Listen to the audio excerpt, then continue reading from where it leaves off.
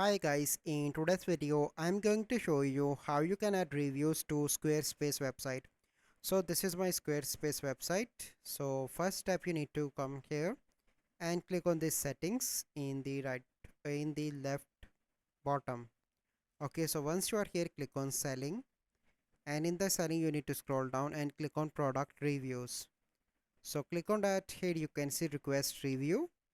So once your order will be delivered, then the customer will receive a notification and they are now able to review onto your website because you enable that feature request review.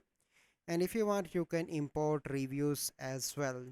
So this is the process that you need to follow to add reviews to Squarespace website from your customers. So I hope you find this video helpful.